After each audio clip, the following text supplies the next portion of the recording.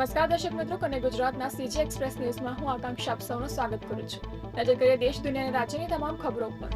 અમદાવાદમાં ગઈ મોડી રાત્રે ગીતા મંદિર પાસે જૂની અદાવતમાં સમાધાન માટે બોલાવીને 3 શખ્સોએ તેમના મિત્ર કેતન ગોહિલની ગળું કાપીને હત્યા કરી નાખતા ચકચાર મચી ગઈ છે.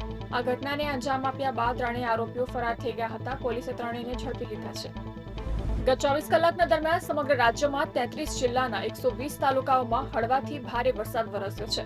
જે અંતર્ગત છેલ્લા 24 કલાક દરમિયાન રાજ્યમાં સૌથી વધુ તાપીના કુકરમુંડા તાલુકામાં 2.40 ઇંચ તથા નીઝરમાં 2.5 ઇંચ વરસાદ નોંધાયો છે.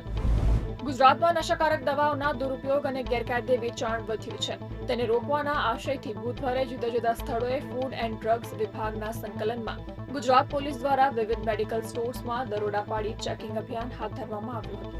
ગુરુવારે સવારે 9 વાગ્યે દિલ્હી તથા આસપાસના વિસ્તારોમાં ભૂકંપના આંચકા અનુભવાયા હતા. ભૂકંપના આંચકા એટલા તેજ હતા કે લોકોના ઘર અને ઓફિસમાંથી બહાર દોડીને આવી ગયા હતા. દેશભરમાં ચોમાસું સંપૂર્ણપણે સક્રિય થઈ ગયું છે. ભારે વરસાદને કારણે પાણી ભરાઈ જવા, ટ્રાફિક જામ, ભૂસ્ખલન અને પૂર જેવી સમસ્યાઓ સર્જાય છે. તેની સૌથી વધુ અસર દિલ્હી એનસીઆરમાં જોવા મળી રહી છે, જ્યાં થોડા કલાકોના વરસાદથી શહેરના રસ્તાઓ તળાવમાં ફેરવાઈ ગયા હતા.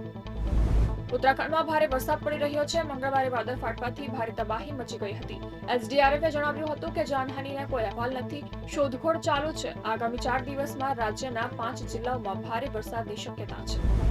અમેરિકાના રાષ્ટ્રપતિ ડોનાલ્ડ ટ્રમ્પે વધુ 7 દેશો પર ટેરિફની જાહેરાત કરી છે, જેમાંથી સૌથી મોટો ઝટકો બ્રાઝિલને આપ્યો છે.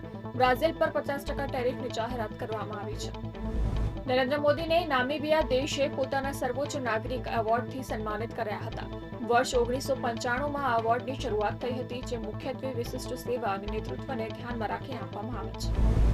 શેખ હસીનાની એક અજાણ્યા સરકારી અધિકારી સાથેની વાતચીતનો ઓડિયો લીક થયો છે. બીબીસીએ આ ઓડિયોની પુષ્ટિ કરી દાવો કર્યો છે કે પૂર્વ વડાપ્રધાને ગયા વર્ષે બળવા પહેલા વિદ્યાર્થી પ્રદર્શનકારીઓ સામે કાર્યવાહી કરવાનો આદેશ આપ્યો હતો. ઇનસ્પેસે એલોન મસ્કની કંપની સ્ટારલિંકને ભારતમાં એન્ટ્રીનો માર્ગ મોકળો કર્યો છે. ઇનસ્પેસે સ્ટારલિંક જેન 1 લો અર્થ ઓર્બિટ સેટેલાઇટનો ઉપયોગ કરીને ભારતમાં સેટેલાઇટ ઇન્ટરનેટનું સંચાલન કરવા માટે સત્તાવાર મંજૂરી આપી છે. આઈસીસીએ અફઘાનિસ્તાનના તાલિબાનના 2 નેતાઓ વિરુદ્ધ ધરપકડનું વોરંટ બહાર પાડ્યું છે, જેમાં તાલિબાનના સર્વોચ્ચ નેતા હિબ્તુલ્લાહનો પણ સમાવેશ થયો છે. તાલિબાન નેતાઓ પર મહિલાઓ અને નાબાલિગ યુવતીઓને માનવાધિકારનો ભંગ કરવાનો આરોપ છે. પુષ્પાની સુપરહિટ જોડી અલ્લુ અર્જુન અને રશ્મિકા મંદાના વધુ એકવાર સ્ક્રીન શેર કરવા જઈ રહ્યા છે. સાઉથના ડિરેક્ટર એટલીની બિગ બજેટ ફિલ્મમાં રશ્મિકાની પણ એન્ટ્રી થઈ ચૂકી છે. અક્ષય કુમાર તથા અરશદ વારસીની ફિલ્મ જોલી ILB3 ઋષભ શેટ્ટીની કાંતરાની પ્રિક્વલ કાંતરા ચેપ્ટર 1 સાથે 2 ઓક્ટોબરે બોક્સ ઓફિસ પર ટકરાશે તેવી શક્યતા સર્જાઈ રહી છે. તો આ હતા કનેક્ટ ગુજરાતના આજના સીજી એક્સપ્રેસ ન્યૂઝ. નવા સમાચારો અને વધુ અપડેટ માટે તમે જોડાયેલા રહો કનેક્ટ ગુજરાત સાથે. ત્યાં સુધી મને રજા આપશો. નમસ્કાર.